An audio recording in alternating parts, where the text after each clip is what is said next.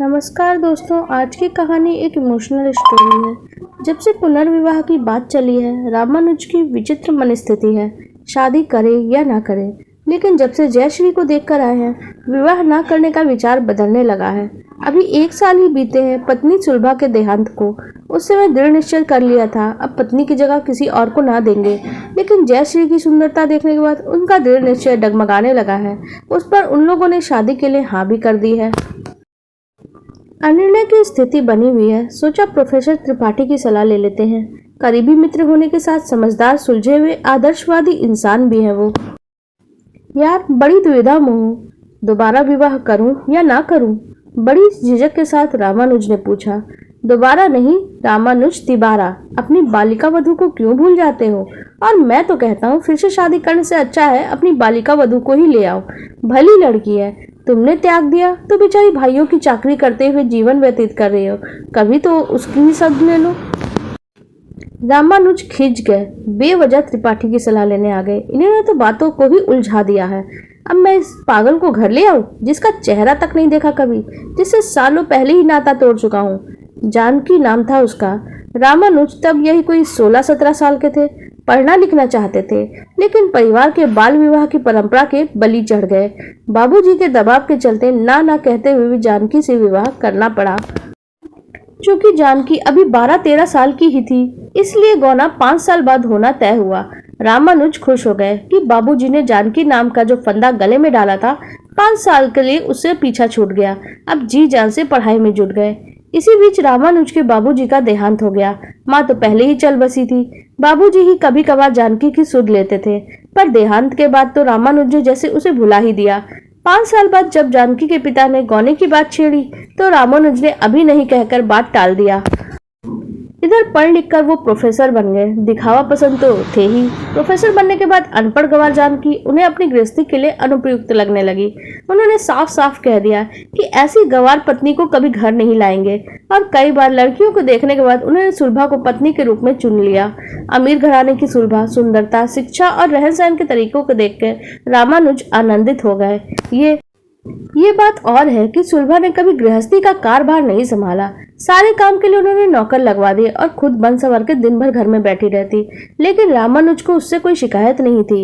इधर जानकी के बारे में कभी कभार सुनाई दे जाता कि उसका मानसिक संतुलन गड़बड़ा गया है। वो दिन भर बस पूजा पाठ, घर के काम काज में ही व्यतीत करती है जीवन। किसी से मिलना जुलना नहीं, उठना बैठना नहीं। लेकिन रामानुज पर इन बातों का कोई प्रभाव नहीं होता था। बस सलीकेदार पत्नी सुलभा को पाकर वो मगन थे। लेकिन उनकी खुशियों को शायद जानकी की आह लग गई। पिछले साल सुलभा को ऐसा बुखार आया कि वो ठीक ही नहीं हो पाई। उसके देहांत के बाद एक बार फिर रामानुज अकेले रह गए। घर में 2 नौकरों के साथ 1 साल तक सब कुछ यूं ही चलता रहा। लेकिन फिर लोगों ने सलाह देनी शुरू कर दी। अभी उम्र ही क्या है तुम्हारी, यूं अकेले जीवन नहीं कटता, शादी कर लो, तुम्हें आसरा भी मिल जाएगा और वंश बढ़ाने के लिए भी कुलदीपक भी तो चाहिए ही। और लोगों की ये सलाह का ही नतीजा है कि दोबारा विवाह का जिक्र होने लगा है। खैर, रामानुज दिखावेबाज भले ही हो, लेकिन बुरे इंसान नहीं है। उनके दूसरे दोस्तों ने भी उन्हें यही सलाह दी कि जानकी को ही वापस बुला ले। तो रामानुज ने सोचा, कोशिश करने में कोई बुराई नहीं है। वैसे स्वाभिमानी जानकी वापस आएगी नहीं, और आई भी तो मैं ऐसा सख्त व्यवहार करूंगा कि उसे 4 दिनों में ही वो भाग जाएगी। यही ठीक रहेगा। दोस्तों के बीच अच्छा भी बन जाऊंगा और मानसिक संतुलन खो चुकी जानकी के साथ साथ नहीं निभाना पड़ेगा। रामानुज स्वयं नहीं जाते हैं, बल्कि एक नौकर को भेज देते हैं जानकी को लाने के लिए, कि ये सोच के नौकर को देखकर शायद जानकी आए ही ना। लेकिन ऐसा हुआ नहीं। शाम को रामानुज कॉलेज से लौटे तो एक स्त्री पानी का गिलास लेके हाजिर हो गई। रामानुज अचंभित थे। चाय बनाऊं? कुछ नाश्ता करेंगे?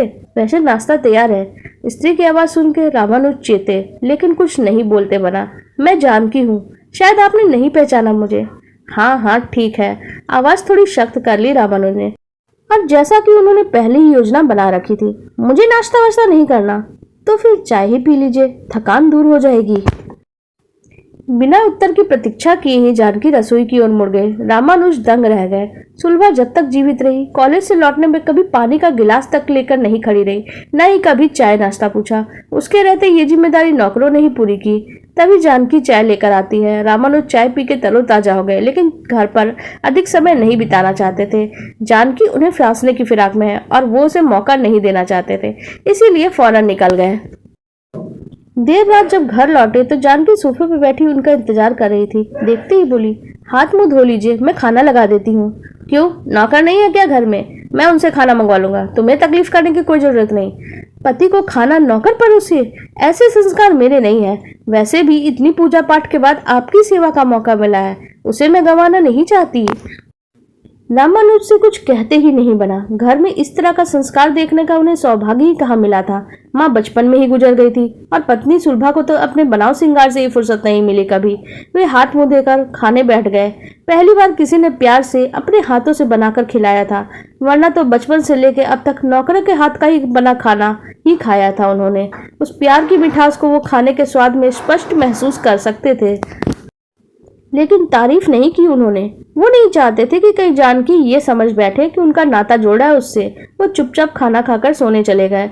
सुबह भी बिना किसी से कुछ कहे जल्दी ही निकल गए, ताकि उस पतिव्रता से सामना न हो सके। लेकिन एक बात वो महसूस कर रहे थे कि वो दिन भर उनके दिलो दिमाग से हट ही नहीं रही, बल्कि चक्कर ही काटती रहती है। कॉलेज से छूटने के बाद मित्र मंडली के साथ चौकड़ी जमाने की तो उन्हें पुरानी आदत थी, लेकिन आज तो उन्हें घर जाने का मन ही नहीं कर रहा था। एक अजनबी स्त्री के रहते घर जाना ठीक नहीं लग रहा था।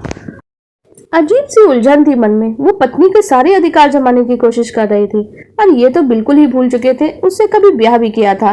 लेकिन देर रात ही सही, घर तो लौटना ही था। घर लौटे तो जानकी फिर इंतजार करती हुई मिली।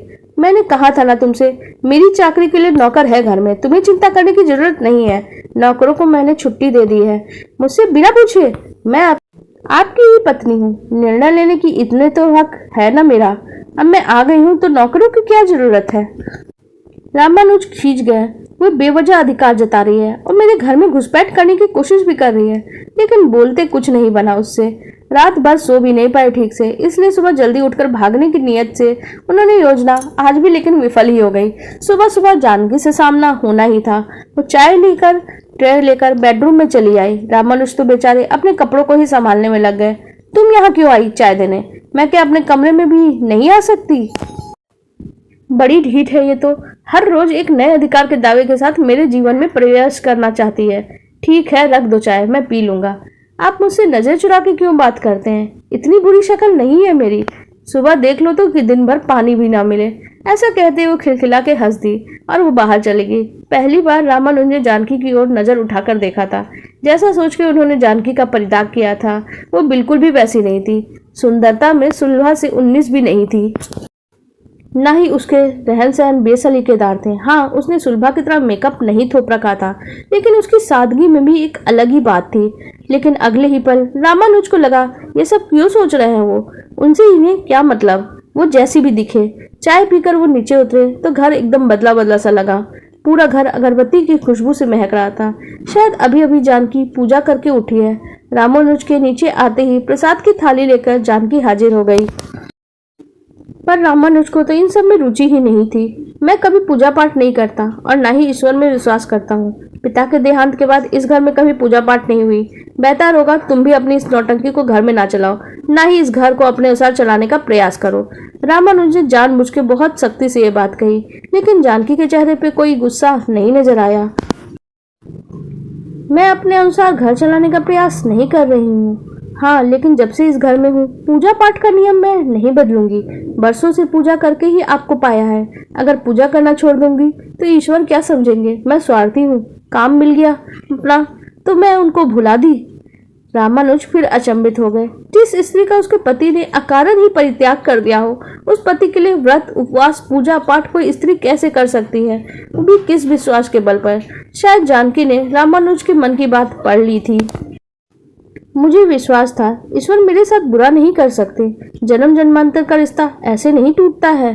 इतना विश्वास एक व्यक्ति का जिसे परखने का मौका भी नहीं मिला कभी। नहीं, ये सब बकवास है। मुझे फांसने और आकर्षित करने की कोई कुशल चाल है, लेकिन मैं इसकी बातों में नहीं आने वाला।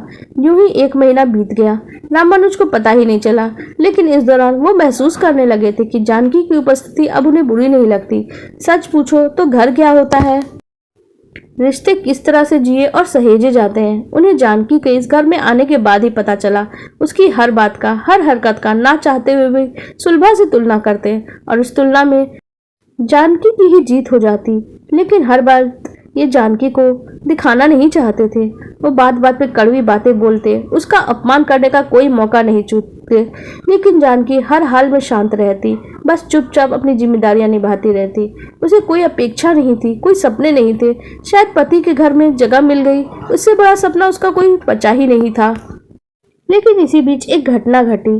रामानुज अपने बिस्तर पर सोए थे कि बिस्तर पे किसी का हाथ का स्पर्श पाके वो हड़बड़ा के उठ गए।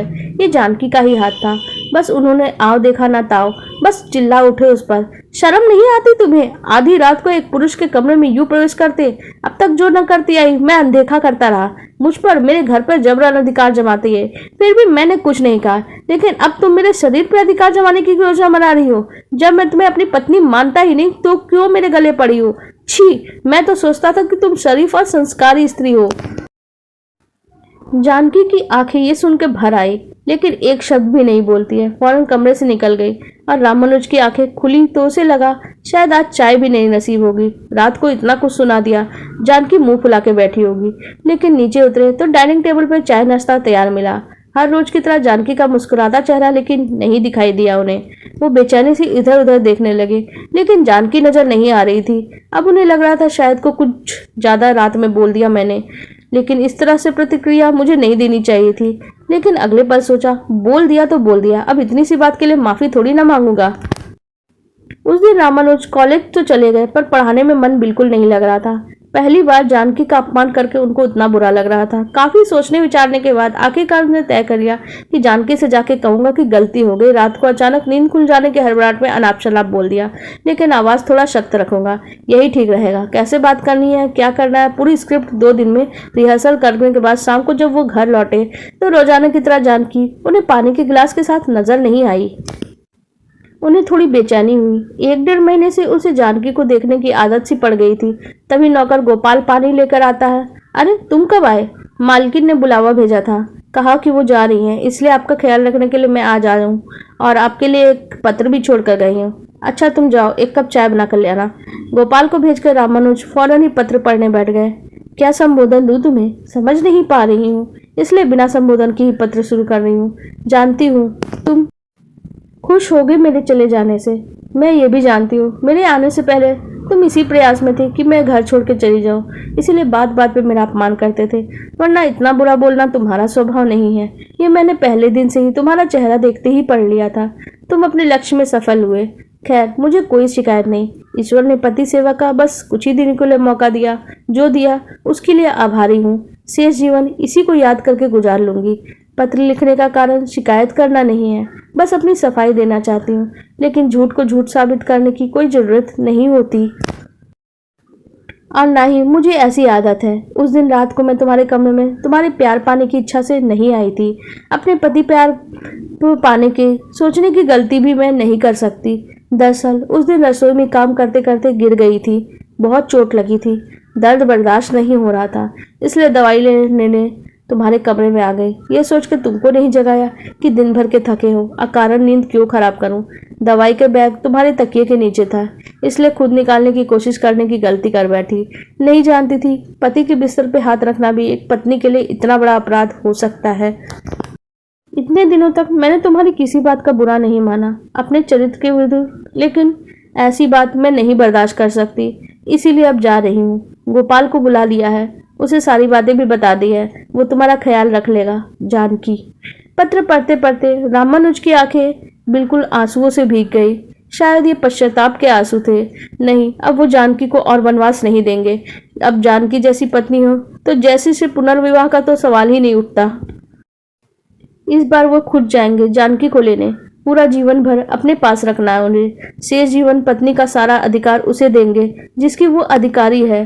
आज उसे पहली बार जानकी की अहमियत समझ में आ रही थी और विवाह की भी जरूरत समझ में आ रही थी। आज वो सोच रहे थे, सचमुच 7 फेरे का बंधन तो बहुत ही मजबूत होता है। हम लाख कोशिश कर ले, ये बंधन नहीं टूटता है।